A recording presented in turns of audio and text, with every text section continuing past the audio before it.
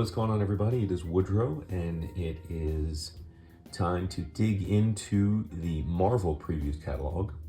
This would be number 15 for the month of December 2022, and this is mainly for books shipping in February 2023. As you can see right on the cover, we have Red Goblin number 1.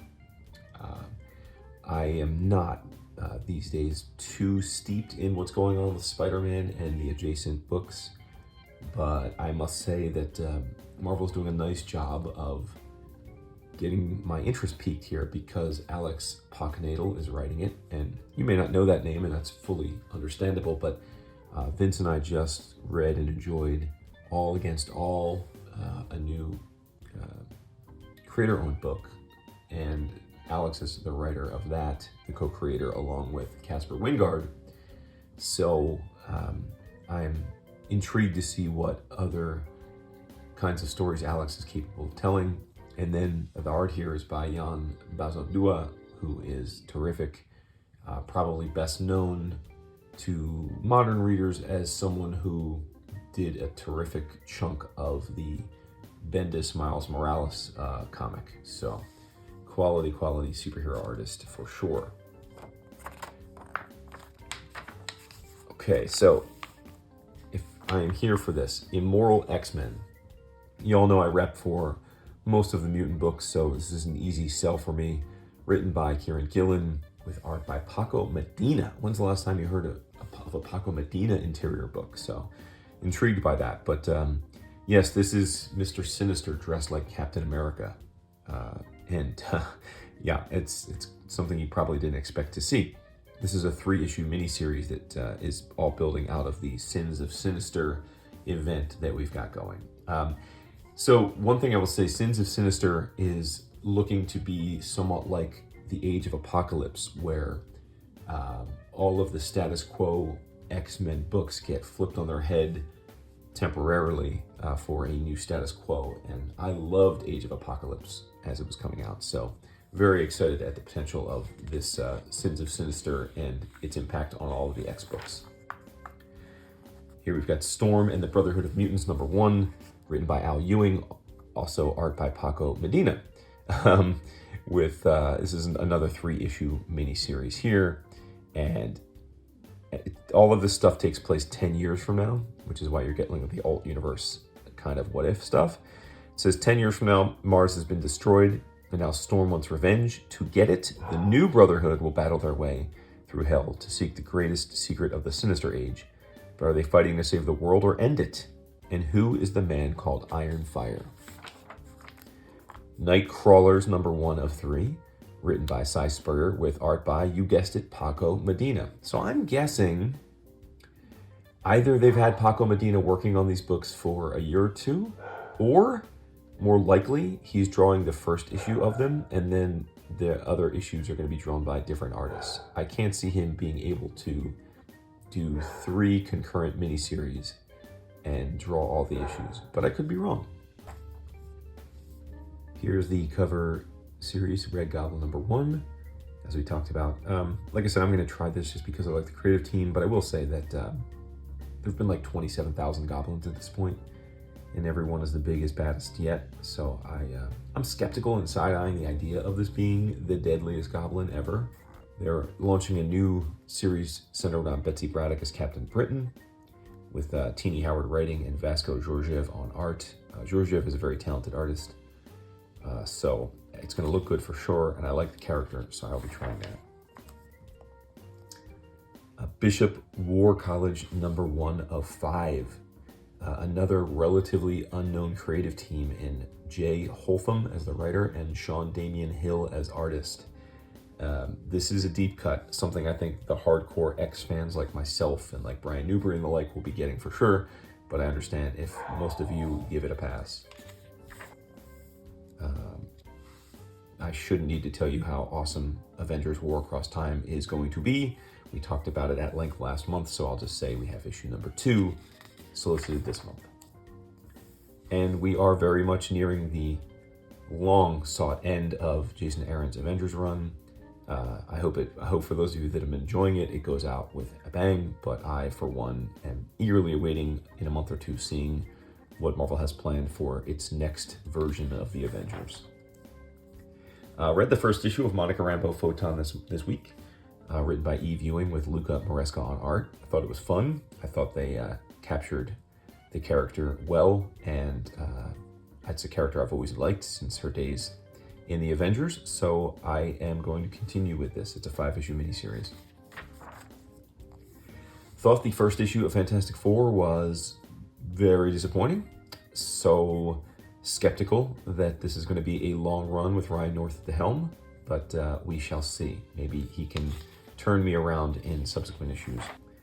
Doctor Strange Fall Sunrise number 4 of 4, the Tradd Moore book. The first issue was structurally and narratively very confusing, and I don't think was particularly gripping, but the art was an absolute masterclass in visual storytelling. So buy it for the art, and if the story comes around, then all the better.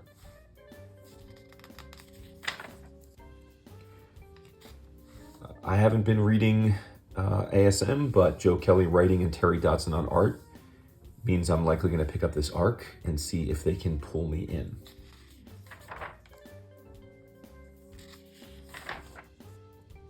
Speaking of goblins, who would have thought we'd ever have a day where there were multiple Goblin books out on the stands in the same month? But that's where we find ourselves.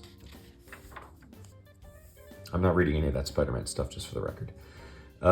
Miracle Man by Gaiman and Buckingham, The Silver Age number 5, with Neil Gaiman writing, of course, and Mark Buckingham on art. So this is an absolute top of the stack must-buy. You all know I rep for the X books, X-Men, Jerry Duggan, Stefano Caselli.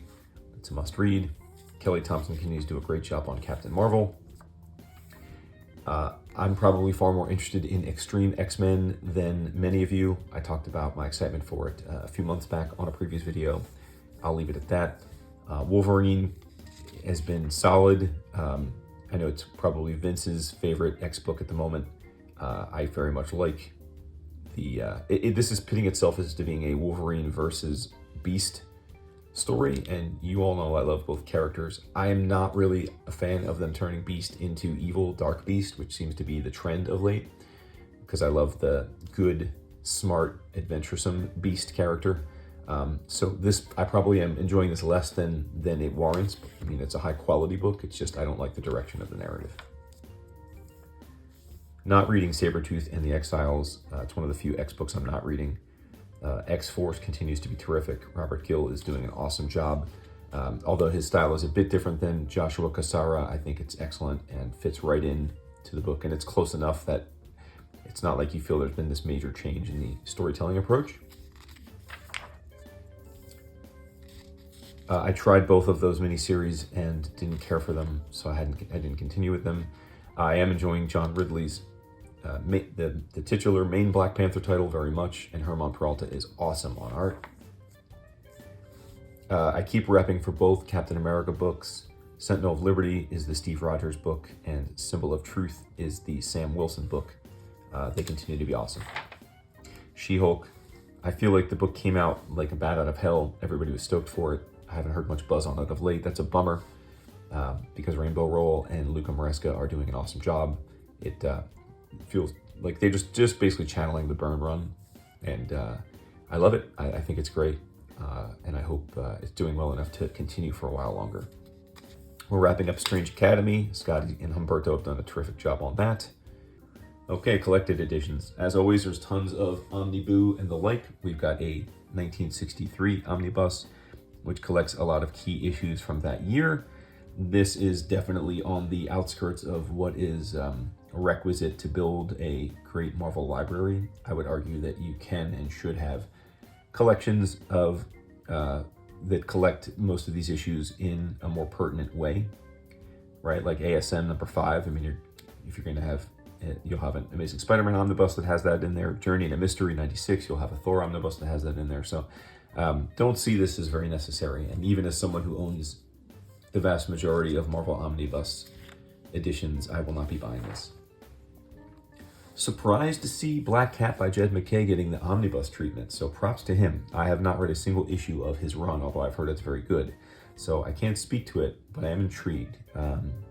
Same goes for Spider-Gwen Ghost Spider.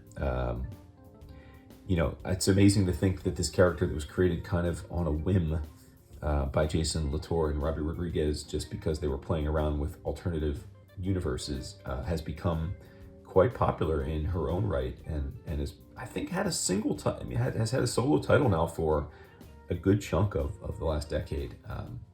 It's hella impressive in today's market to be able to create a character like that stands the test of time. So I'm on the fence about both of these Omniboo, but leaning towards yes. Here we have Ultimate X-Men Volume 2 Omnibus. This collects Ultimate X-Men 34 through 74 and the first two annuals, and Ultimate FF X-Men. I enjoyed this run, but it's certainly a collection of a long dead universe of characters. A few of them did get brought over to the main 616 when they destroyed the Ultimate Universe, but you know, by and large, this is stuff that's out of continuity, quote unquote. So if that's pertinent to your decision, probably can pass on it, but it's certainly generally quality stuff, at least. Immortal Hulk Omnibus, probably the most popular of the Omniboo solicited this month, collects Immortal Hulk 1 through 50. The Best Defense Defenders stuff, Absolute Carnage, all the tie-ins basically that included the Immortal Hulk. This is a must-buy if you're a fan of Omnibus. It's one of the best Hulk runs ever, and it's a complete collection of it, so that's a pretty easy yes for me. An odd month for Marvel. I feel like whereas DC has officially branded the start of 2023 as a bit of a reboot and a dawn of a new era, I think we're kind of in the middle with the Marvel Universe right now of wrapping things up. So I suspect in a few months we'll be getting a similar recasting of things where we'll have a bunch of new creative teams, new titles. But right now it feels like, other than the X books, there's not a tremendous amount of hotness going on at Marvel right now. But as a lifelong Marvel zombie, I hope to feel differently in a month or two. Well, there you have it. And of course, we will be back to look at the other catalogs as well.